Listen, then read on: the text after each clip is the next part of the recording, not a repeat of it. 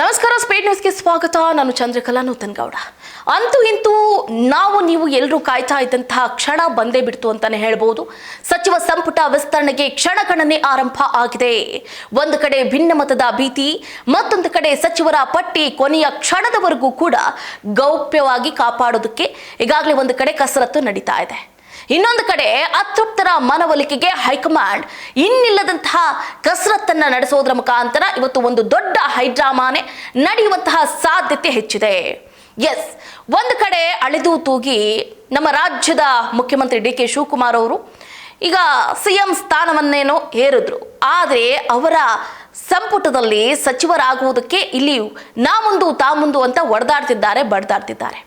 ಹಾಗಾಗಿ ಈಗ ಹೈಕಮಾಂಡ್ನ ನಾಯಕರೇ ಒಂದು ಲಿಸ್ಟ್ ರೆಡಿ ಮಾಡಿ ಅದು ಹೊರಗಡೆ ಯಾರಿಗೂ ಕೂಡ ಗೊತ್ತಾಗದಂತೆ ಇವತ್ತು ಪ್ರಮಾಣ ವಚನ ಸ್ವೀಕಾರ ಮಾಡೋದಕ್ಕೆ ಅಥವಾ ಪ್ರಮಾಣ ವಚನವನ್ನ ಸ್ವೀಕಾರ ಮಾಡಿ ಅನ್ನುವಂಥ ಅಪ್ಡೇಟ್ ಅನ್ನು ಕೂಡ ಕೊಟ್ಟಿರುವಂಥದ್ದು. ಸೊ ಹಾಗಾಗಿ ಇವತ್ತು ಮುಖ್ಯಮಂತ್ರಿ ಡಿ.ಕೆ. ಶಿವಕುಮಾರ್ ಅವರು ರಾಜಭವನಕ್ಕೆ ತೆರಳಿ ರಾಜ್ಯಪಾಲರನ್ನು ಕೂಡ ಭೇಟಿ ಆಗಲಿದ್ದಾರೆ. ಕೊನೆ ಕ್ಷಣದಲ್ಲಿ ಮಾತ್ರ ಈ ಅಧಿಕೃತ ಪಟ್ಟಿಯನ್ನ ಅವರ ಕೈಗೆ ನೀಡುವುದಕ್ಕೆ ತೀರ್ಮಾನವನ್ನ ಕೈಗೊಳ್ಳಲಿದ್ದಾರೆ. ರಾಜ್ಯ ರಾಜಕಾರಣದಲ್ಲಿ ತೀವ್ರ ಕುತೂಹಲ ಕೆರಳಿಸಿರುವಂತಹ ಸಚಿವ ಸಂಪುಟ ವಿಸ್ತರಣೆಯ ಅಂತಿಮ ಕಸರತ್ತು ಮುಕ್ತಾಯದ ಹಂತಕ್ಕೆ ತಲುಪಿದ್ರು.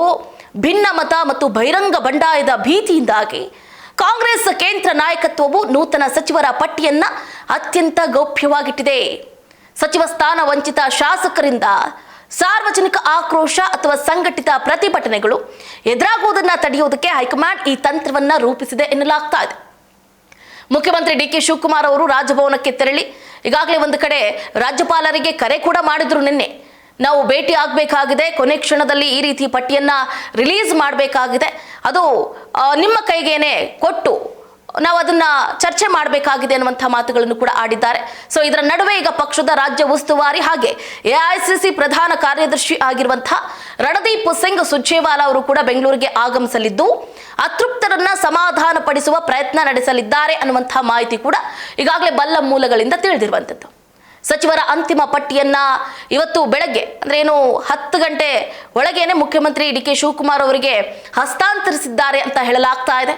ಅದಾದ ಮೇಲೆ ಅವರು ಅಧಿಕೃತವಾಗಿ ರಾಜ್ಯಪಾಲರಿಗೆ ಸಚಿವರ ಪಟ್ಟಿಯನ್ನ ಸಲ್ಲಿಸ್ತಾರೆ. ಆದರೆ ಎಲ್ಲ 20 ಖಾಲಿ ಸ್ಥಾನಗಳನ್ನ ಒಂದೇ ಹಂತದಲ್ಲಿ ಭರ್ತಿ ಮಾಡಲಾಗುತ್ತದೆಯೇ ಅಥವಾ ಕೆಲವು ಸ್ಥಾನಗಳನ್ನ ಖಾಲಿ ಉಳಿಸಿ ಅತೃಪ್ತ ಗುಂಪುಗಳನ್ನ ಸಮಾಧಾನ ಪಡಿಸಲಾಗುತ್ತದೆಯೇ ಅನ್ನೋದು ಇನ್ನೂ ಕೂಡ ಸ್ಪಷ್ಟವಾಗಿಲ್ಲ. ಇನ್ನು ಸಚಿವ ಸ್ಥಾನ ಸಿಗೋದಿಲ್ಲ ಅನ್ನುವಂತಹ ಸುಳಿವು ಸಿಕ್ಕಿರುವಂತಹ ಕೆಲ ಶಾಸಕರು ಈಗಾಗಲೇ ಪರಸ್ಪರ ಸಂಪರ್ಕದಲ್ಲಿದ್ದು ಹೈಕಮಾಂಡ್ ವಿರುದ್ಧ ಅಸಮಾಧಾನ ವ್ಯಕ್ತಪಡಿಸುವ ಕುರಿತು ಚರ್ಚೆ ಕೂಡ ನಡೆಸಿದ್ದಾರೆ ಅಂತ ಪಕ್ಷದ ಮೂಲಗಳು ತಿಳಿಸಿದೆ.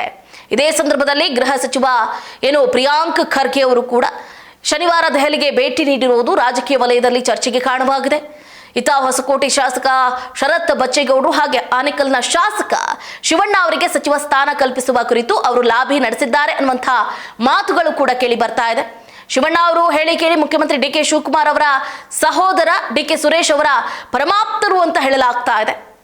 ಆದರೆ ಸಚಿವ ಸಂಪುಟ ವಿಸ್ತರಣೆ ಇವತ್ತು ನಡೆಯಲಿದೆ ಅನ್ನುವಂಥ ಮಾಹಿತಿಯನ್ನ ಈಗಾಗಲೇ ಪ್ರಿಯಾಂಕ್ ಖರ್ಗೆ ಅವರು ದೃಢಪಡಿಸಿದ್ದು, ಮತ್ತೊಂದು ಕಡೆ ಮಾಜಿ ಮುಖ್ಯಮಂತ್ರಿ ಸಿದ್ದರಾಮಯ್ಯನವರು ಕೂಡ ಮಾಜಿ ಸಚಿವ ಜಮೀರ್ ಅಹಮದ್ ಖಾನ್ ಅವರನ್ನ ಸಚಿವ ಸಂಪುಟಕ್ಕೆ ಸೇರಿಸುವುದಕ್ಕೆ ಒಪ್ಪಿಗೆಯನ್ನ ಕೊಟ್ಟಿದ್ದಾರೆ. 2016ರಲ್ಲಿ ಸಚಿವ ಸಂಪುಟ ಪುನರ್ರಚನೆ ಸಂದರ್ಭದಲ್ಲಿ ಶಾಸಕ ಎಂ ಕೃಷ್ಣಪ್ಪ ಲೇಟ್ ಕೃಷ್ಣಪ್ಪ ಅವರಿಗೆ ಸಚಿವ ಸ್ಥಾನ ಕೈತಪ್ಪಿದ್ರಿಂದ ಅವರ ಬೆಂಬಲಿಗರು ಬೆಂಗಳೂರಿನಲ್ಲಿ ಪ್ರತಿಭಟನೆಯನ್ನ ಮಾಡಿದ್ರು.